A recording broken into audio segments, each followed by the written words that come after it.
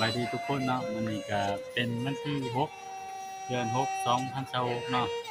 พบกันอีกแล้วกับข้าพเจ้ามื้อนี้เฮาก็สิอยู่ว่างสะเลาเนื่องจากว่าญาติพี่น้องเสียชีวิตเฮาก็สิมาส่งสการก็สิถือโอกาสถ่ายคลิปให้ทุกคนได้เห็นเนาะเห็นฮีตของประเพณีกันส่งสการตาอยู่บ้านเฮาอยู่ลาวปากเซ่จำปาสักและไต่นี่ว่าเพิ่นเฮ็ดอิหยังแหน่ก็สิเป็นบรรยากาศคร่าวๆเนาะนี่ก็น่าจะกลับไปเบิ่งกันเด้เนาะก็แม่นผู้คนเพิ่นทยอยมากินทานน้ำถือปัจจัยแล้วก็มีข้าวสารสุราทงในการมาร่วมกินทานแจกทานหาผู้ล่วงลับไปเนาะอันนี้ก็ฮอดแล้วบรรยากาศคุกใต้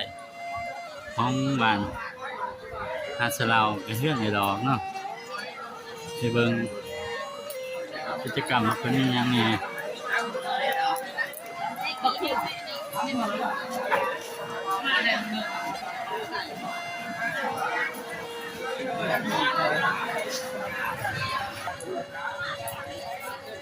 นี่ผู้คนมาร่วมก็ถ่าทรงสการเนาะบางคนก็ดินบางคนไทยบางคนก็ที่นั่นที่นี่ทานี่เจ๊ใหญ่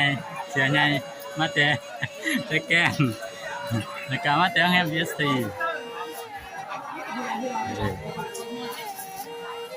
เนาะอันนี้จะเป็นบ้องไผ่ข้าว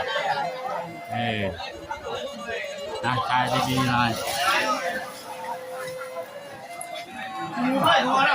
ท่านนี่กินนี่แล้ววะนี่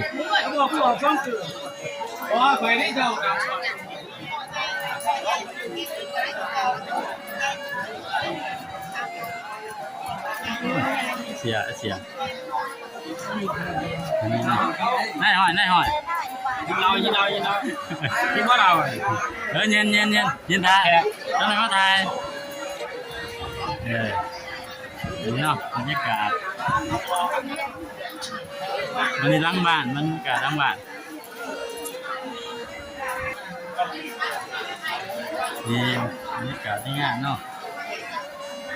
คือโคตรกาเมื่อวานได้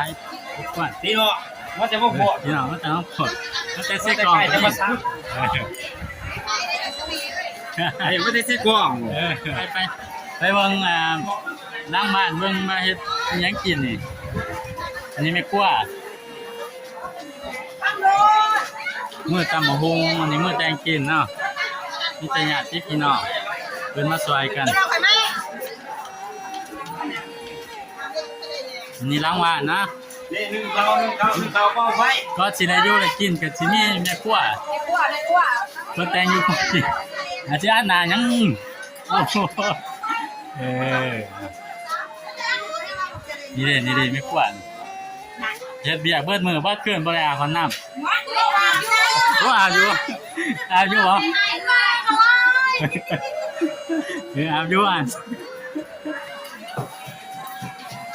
นี่เจ๊แต่งอยู่ก็กินแขกคนก็ได้กินย้อนเพิ่นนี่แหละนี่เนาะทุกคนก็มาวางไว้สมควร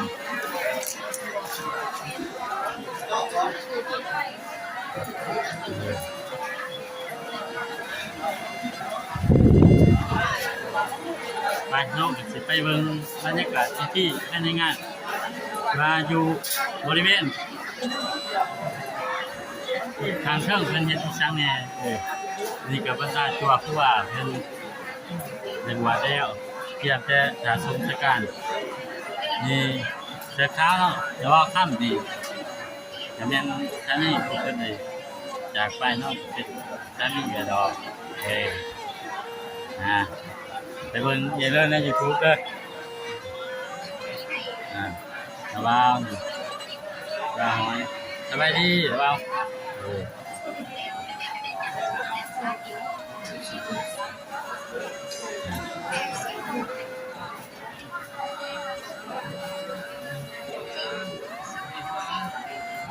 บรรยากาศทางเทิงเนาะ